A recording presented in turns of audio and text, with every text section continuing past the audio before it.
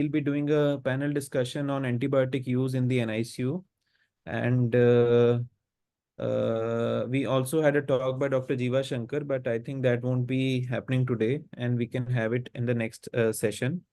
And the panelists for today are Dr. Abhishek. Dr. Abhishek is DM from PGI Chandigarh. Dr. Abhishek is a senior consultant and director at Ovum Hospital, Bangalore. Dr. Piyush Mittal has also done his DM in neonatology from PGI. He is working as consultant at Amar Hospital, Patiala. Dr. Prateek is a pass out from Lady Hardinge Medical College, and Sir is Associate Professor of Neonatology at Indira Gandhi Institute, Bangalore. I welcome all the panelists, and I'm sure all of you will find today's discussion useful. I request all the panelists to go deep into each topic and question because we have ample time, and as the first talk got cancelled, right?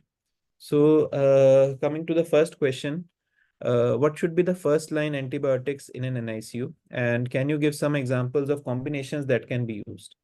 So Dr. Piyush, can you please take up this question? Yeah.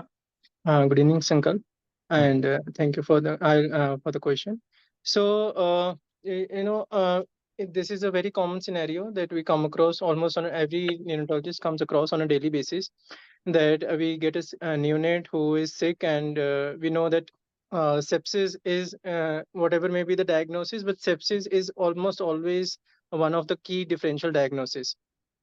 And the challenge in neonatal age group as compared to other older age groups is that the signs and symptoms are non-specific. So even the clinical signs and symptoms don't really indicate that which organism it might really be, even if it is sepsis. And the blood cultures that is still the gold standard takes 24 to 48 hours to grow and to give us any targeted indication towards what we should be really treating. So we are really in the dark initially 24 to 48 hours. And so we have to start empirical antibiotics in almost invariably. So how do we make a rational decision in that situation? The only and only solution is to use the local data, local antibiogram. There is no substitute, there is no shortcut, and that is the only way to move forward to have a to improve outcomes in case of in neonatal sepsis and to prevent the emergence of multi-drug resistance. So how do we go about it? So it is a stepwise approach.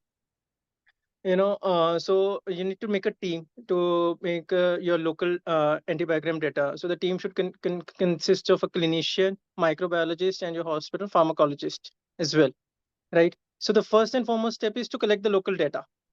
Now, what should be the duration? So 6 to 12 months period is considered as an ideal duration for your last culture data regarding the isolates that you have grown bacteria and along with their sensitivity profile, right? So, and this is a statistical requirement that to make a policy regarding antibiotics, to be reasonably sure that this policy would work in your subsequent babies, at least 30 isolates should be there. Right. So to be reasonably certain that this policy would work in reasonable number, like let's say 65-70% of the babies, this would work. So to be reasonably sure, one should have at least ideally 30 isolates. Now one can segregate depending upon the bacteriological profile, whether the early onset and late onset, depending if the particular unit has the organism profile that is different.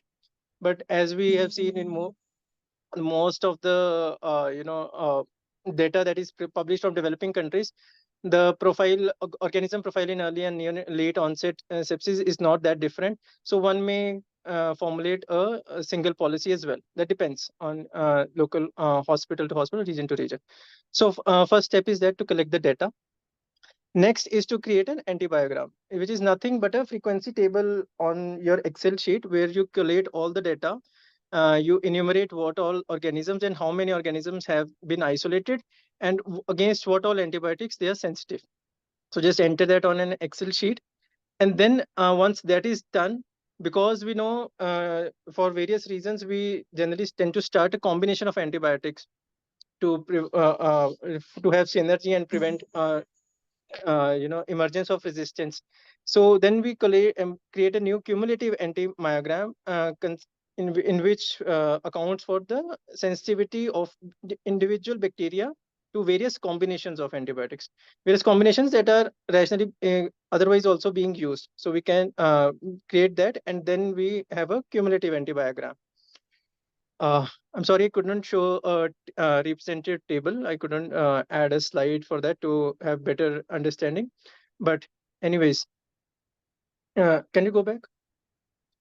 So once that is done, so the last step is to choose various lines of antibiotics. Your first line, second line, and third line. That is the last step.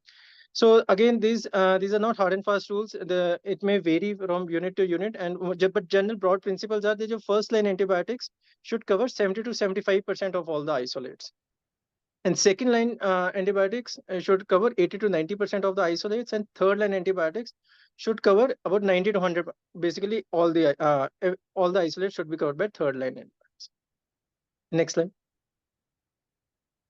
So these are broad principles of choosing the first line. We want to choose a lower generation of antibiotic, right? This classification has been given by WHO, aware classification, where they give you a broad principles like access, watch, and reserve drugs.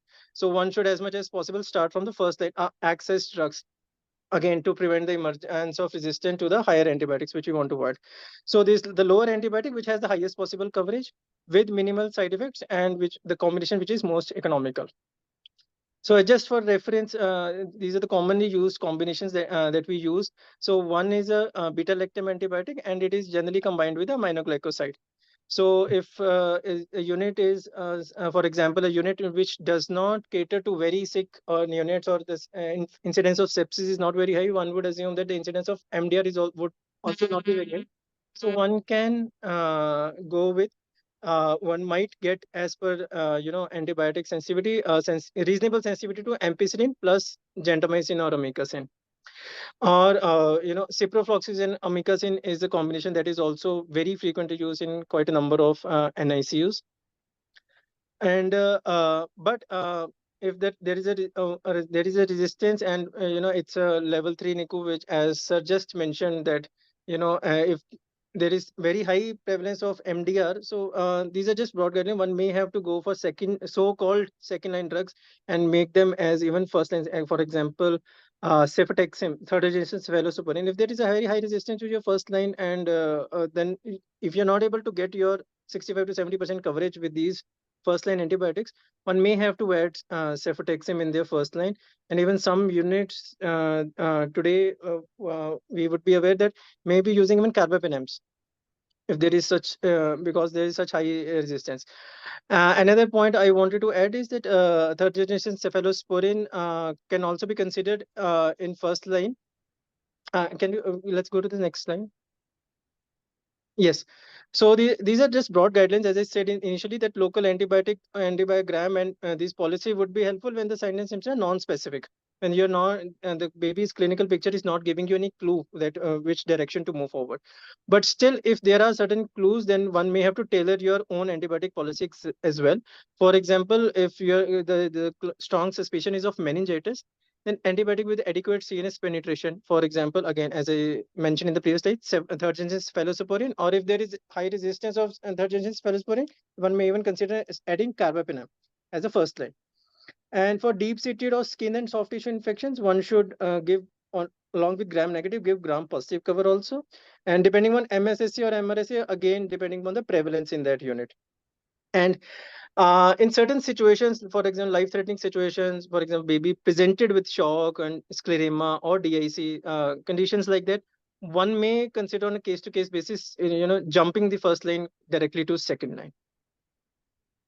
So Thank you, Dr. Piyush. I think that covers a lot of aspects. One thing is that when we say empirical antibiotics, the word empirical means that an antibiotic which is modifiable by further observation. So first line or empirical antibiotics we generally choose based on the antimicrogram and microbiome that you are getting in the past few months.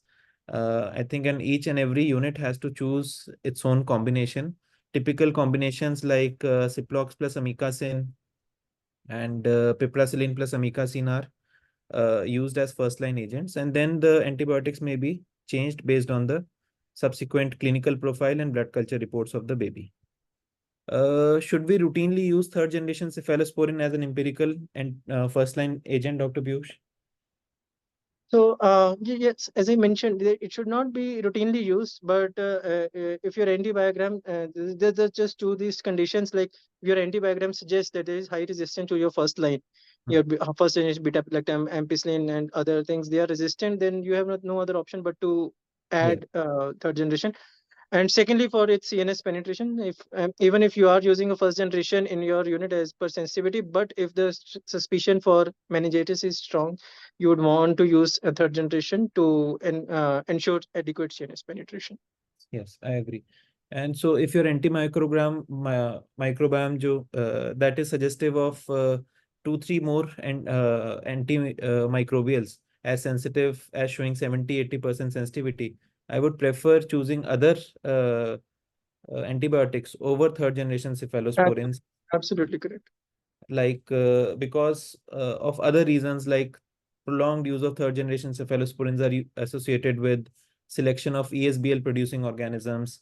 They are associated with fungal sepsis and more dysbiosis as compared to other, and increased chance of NEC. So I would prefer using other drugs as first line agents if my sensitivity allows so. Now, my third question is to Dr. Abhishek.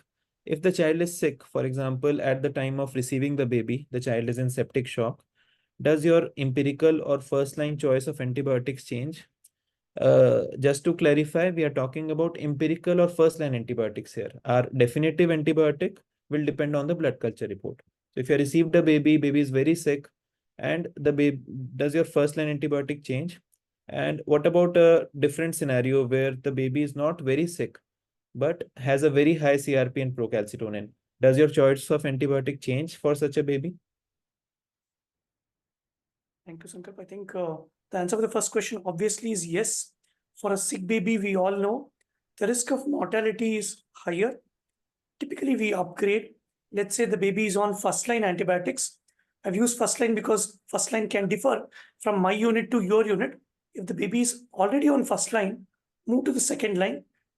If let's say the baby is already on second line, move to third line. Basically, you move up the ladder rather than starting direct third line. It depends on other factors as well. So it may not be the rule always. We cannot be rigid. Sometimes you may get an outborn baby who is quite sick, intubated, has multi-organ failure. Probably you may have to start third line directly at onset. It may not be the case in an inborn baby. Or second situation where we move up the ladder is, let's say other baby has similar symptoms in the unit who already has a known organism which is sensitive only to third line. We may directly have to go to third line based on antibiogram data. There the rationale is we already know the antibiogram of the adjacent baby there. So the message there is we upgrade one line ahead whenever the baby is sick, especially shock. But if the baby is outborn or you have other baby in the unit which has similar organism, probably you may have to consider same organism based on sickness. Agreed. Next slide. So regarding high CRP or procalcitonin, remember CRP or procalcitonin has more negative predictive value, meaning if they are negative, you are 80 to 90% sure that there is no sepsis. You send these investigations to rule out sepsis, not rule in sepsis. So they are not the diagnostic markers, they're only screening markers. Hope I'm clear with that. Remember, we should treat the baby, not the lab reports. However, keep a low threshold to upgrade. So whenever you have high values, so consider the clinical situation. There can be confounding factors of high lab reports, probably meconium aspiration, where there is inflammatory chemical pneumonitis, which can alter your CRP values.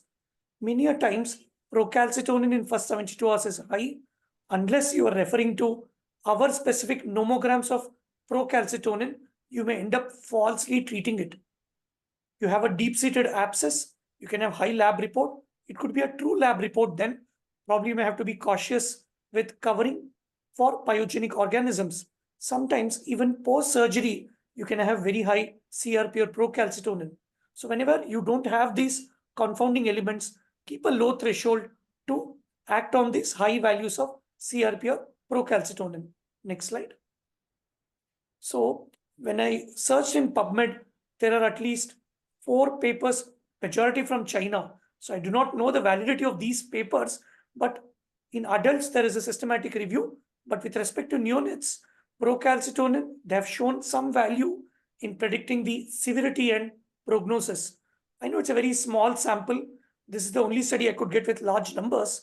So in a limited sample of 75 newborns, Zhang and et al. Showed that procalcitonin more than 75 nanogram per ml had higher risk of death. Sensitivity was 80%, specificity of 90%. So the area under curve was 0.88. It had a good, reasonable predictive value. Probably it needs to be tested in larger sample before we can actually start treating this high procalcitonin. Thank you, sir. So just to summarize that if you have a baby with high CRP and procal, look at other confounding factors which may have increased these values, and don't straight away start with second or third line antibiotics, but keep a low threshold for upgrading. Probably this is one nomogram which I have placed for people's reference. You can directly get from Chisa et al. Study 2011. So you have separate nomograms, our specific nomograms for term babies, preterm babies. Your x-axis is time in hours, y-axis is microgram per liter, or it is nanogram per ml. Sorry, not DL, it's nanogram per ml. So you can see they're in logarithmic values. You cannot easily compare the y-axis. So what I would say, at 24 hours, it could be as up to 40 as well. We don't know because they are logarithmic y scale. At 48 hours, the values can be close to 10. By 72 hours, anything more than 2 is high in term or preterm babies. 0.5 to 2 is borderline. Make a clinical judgment there. Less than 0.5 is negative. The primary purpose, as I mentioned, is we send procal to look at a negative procal, not to see a positive procal. So thank you, Sankalp. Thank you, sir. Thank you. I think I think just a summary of this slide is that there is a normal surge in procalcitonin, and which settles by 72 hours of life. So in the first 72 hours of life, take procalcitonin values with a pinch of salt, or use a R-specific nomogram. So my next question is to Dr. Prateek, sir. When do you use reserve antibiotics like colistin and polymyxin in your unit? In our Sankalp, is it audible? Yes, sir. In our unit, we use reserve antibiotics like colistin, especially in a neonate who is already on a second-line antibiotic like meropenem. And if there is a clinical deterioration in that baby, in such scenarios, we add on colistin along with the infusion of carbapenem. In some scenarios, if we have started on first-line antibiotics, whatever is going on in our unit, and if you get a culture report at 48 hours, and if it is showing, and if the baby is not deteriorated, and if it is suggestive of a XDR or carbapenem resistant enterobacteriales or a carbapenem resistant Acinetobacter baumannii, which is sensitive to colistin, in such situations, we add colistin along with the infusion of a carbapenem like meropenem. Okay. So for our fellows, can you please explain what is XDR, what is MDR? And what is CRE and CRAB?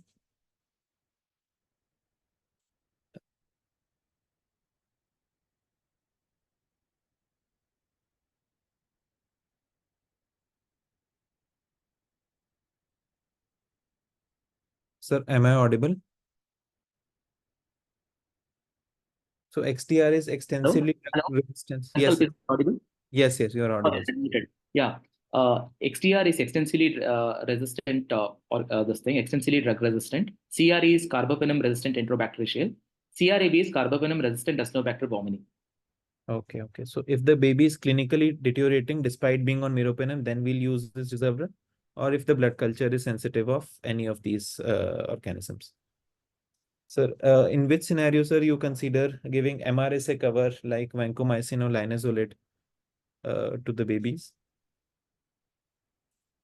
Usually the most common indication, where we add vancomycin is if we have sent the blood culture and we get gram-positive cocci, but still we have not got the sensitivity report. In such situations, we add on vancomycin, especially if the baby is very sick.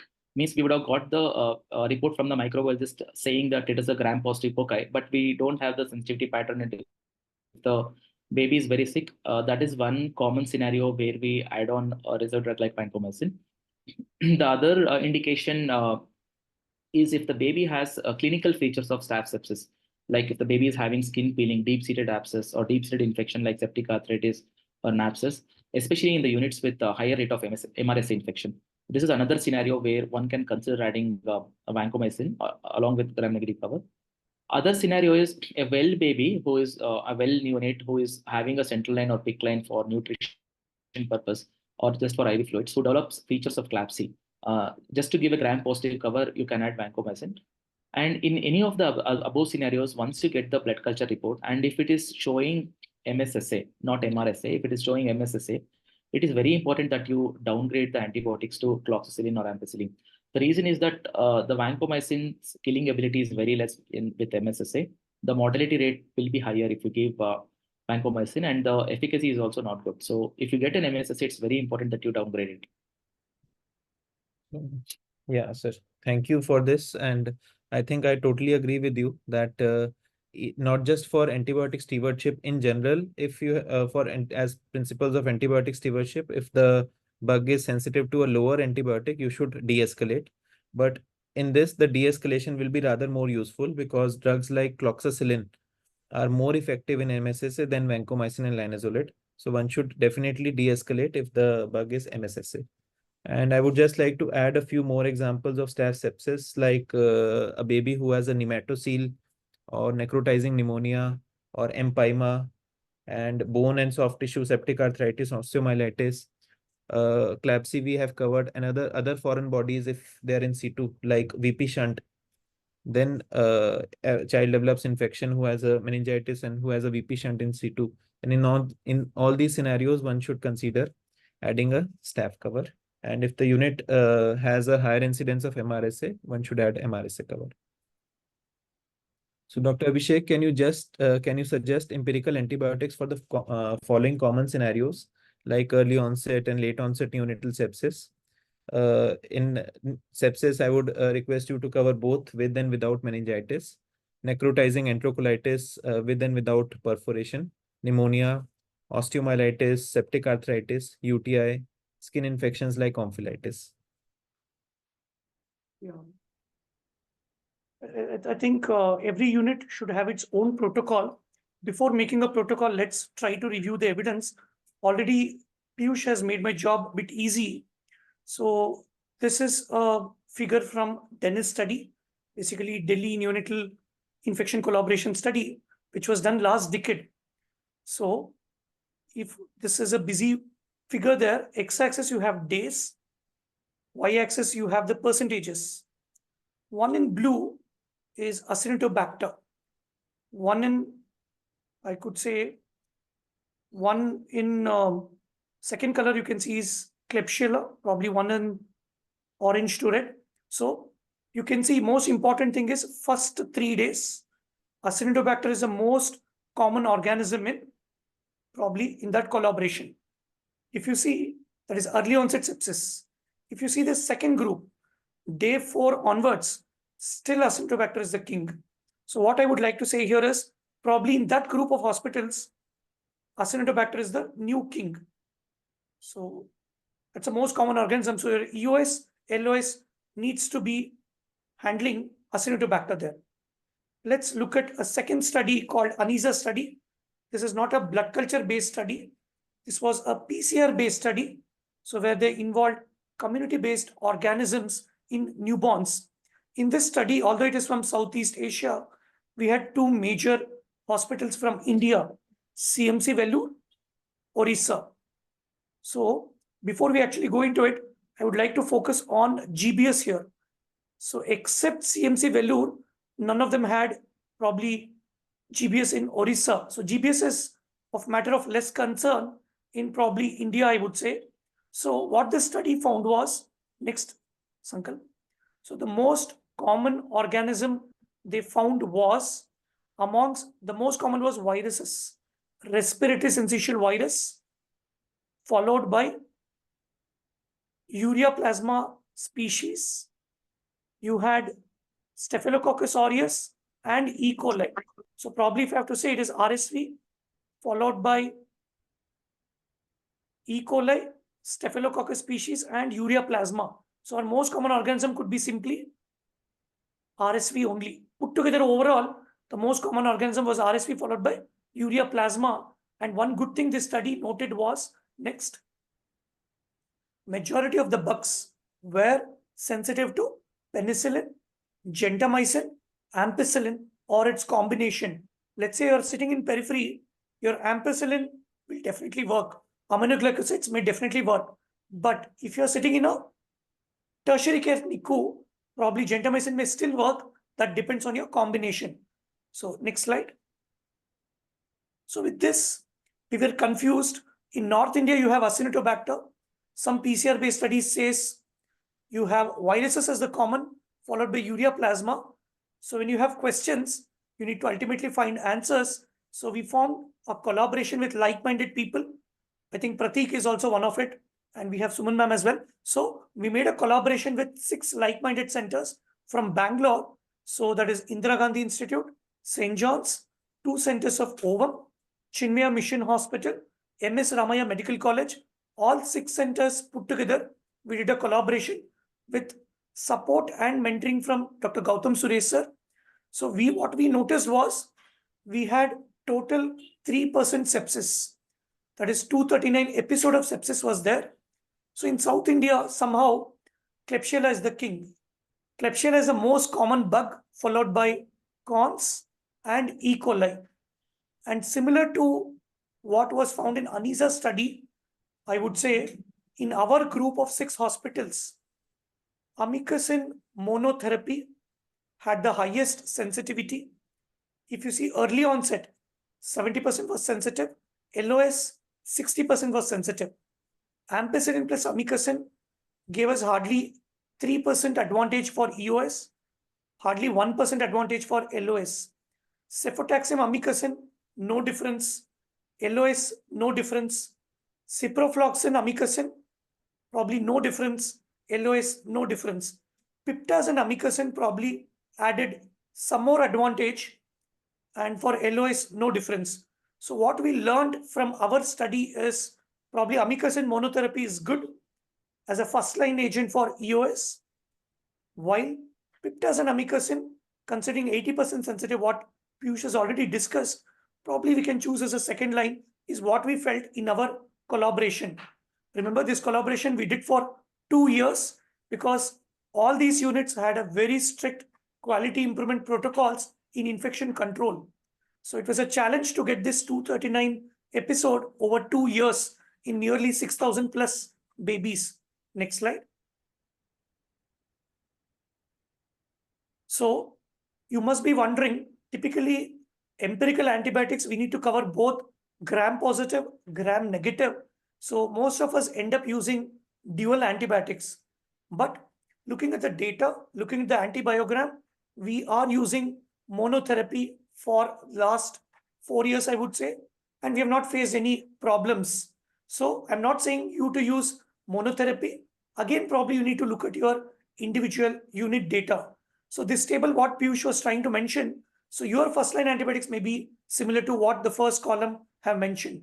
It could be augmentin, entamycin, or ampi-netilmycin, or augmentin netilmycin, or amikacin like us.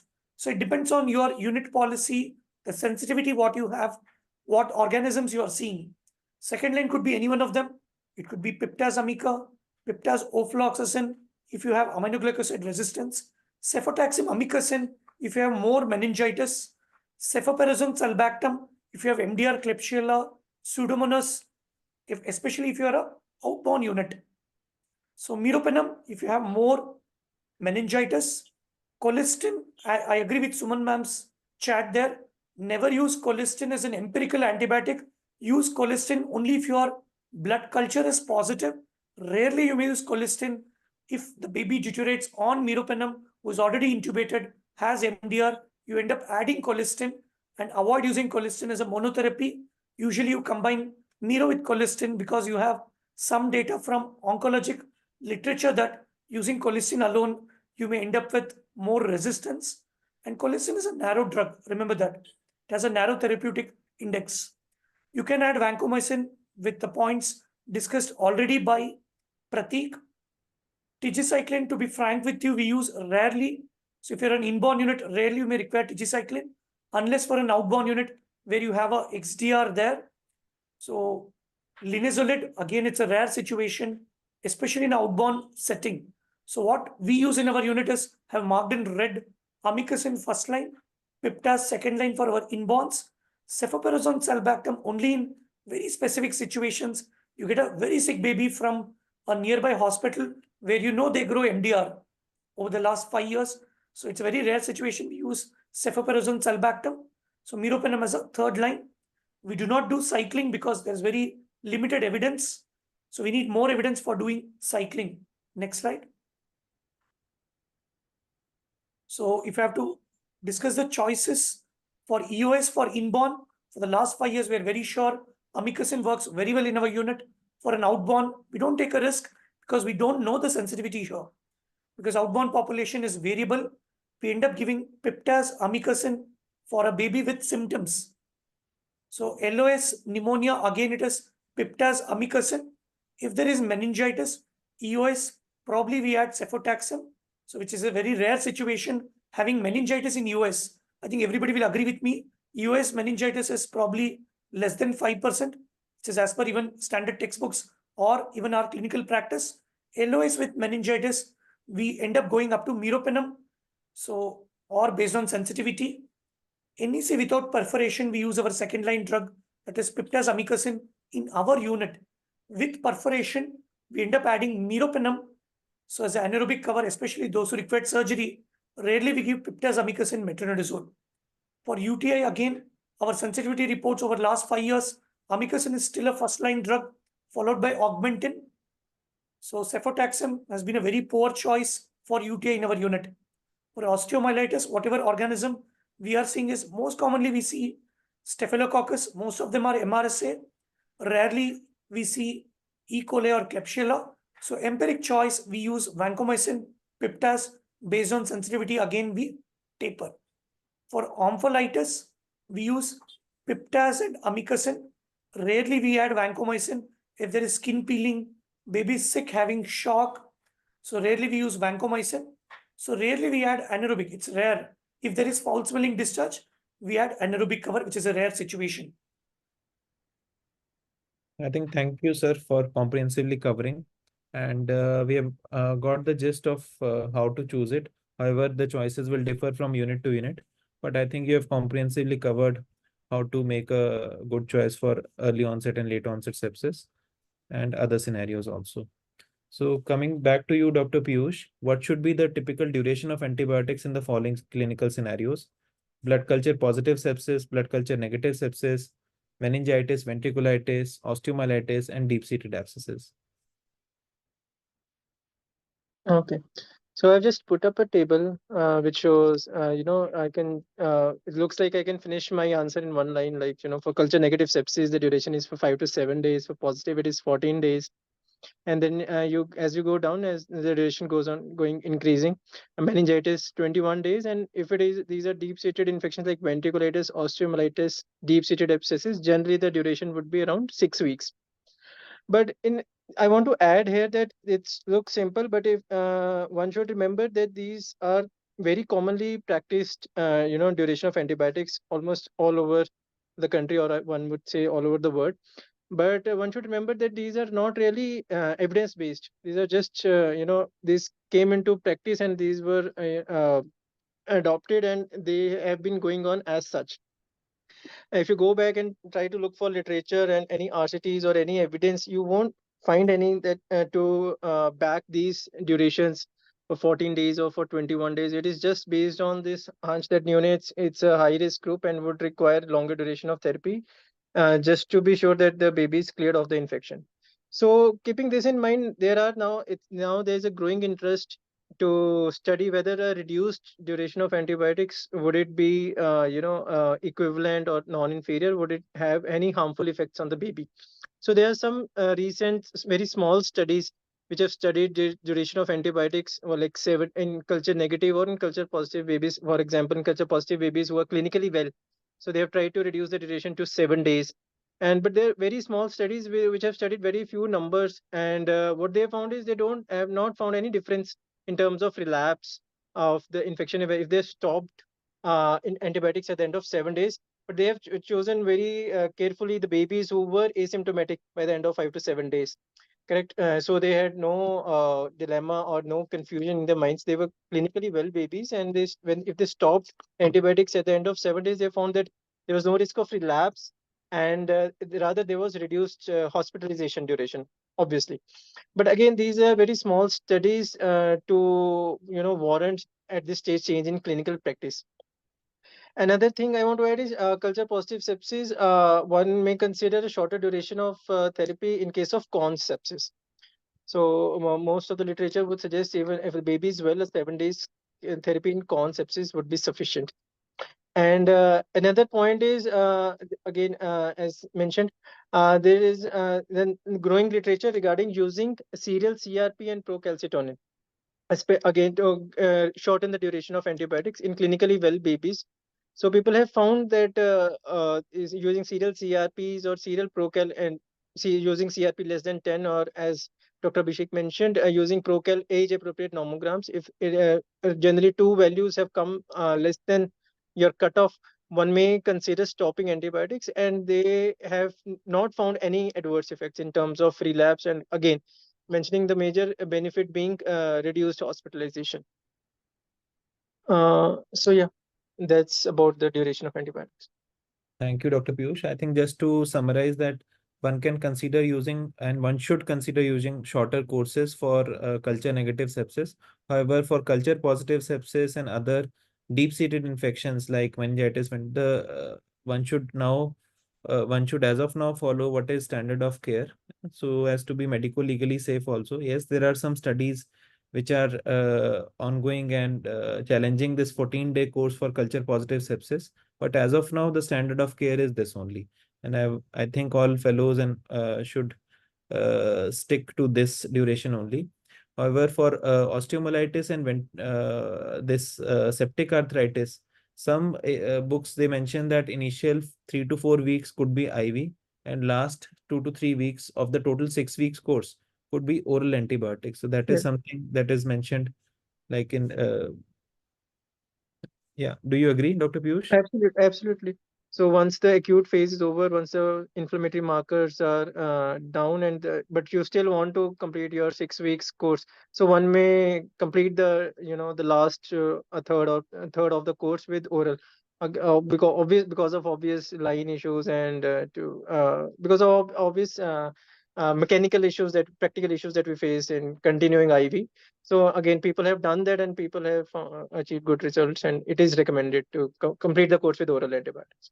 For osteomyelitis and for septic Yeah. arthritis. But for culture positive sepsis meningitis, the duration should be 14 and 21 days, and the route should be IV for sure. Yes, it should be IV.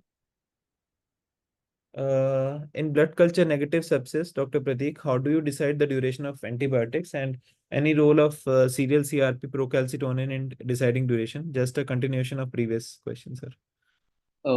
This has already been explained by Dr. Piyush. If the baby is having risk factor for sepsis, one can stop antibiotics at 36 to 48 hours, especially if the culture is sterile, and if the clinical course is not suggestive of sepsis, and if there is any alternative explanation for the symptoms of the patient. In such scenarios, you can well stop the antibiotics at 36 to 48 hours. If the baby is having clinical features of sepsis along with high inflammatory markers like CRP or Procal, you can give antibiotics for around 5 days. And if the baby is having signs of severe sepsis like septic shock, DIC, scleroderma with high CRP or Procal, and if the blood culture is sterile, in such scenarios, you can increase the duration of antibiotics to around 7 to 10 days, even though there is no much evidence for this. But since sometimes the cultures may be sterile in such situations. And as Abhishek already told, the CRP and Procal has a higher negative predictive value. A negative test will give us a confidence of not increasing the duration of antibiotics. And with respect to the use of procalcitonin, there is an evidence from neonates study where they have done serial procalcitonin and seen that if the procalcitonin test is negative, then you can stop antibiotics in the early onset sepsis. Yes, sir. I think that's all from the discussion side. We can now take up the comments and questions from the chat box.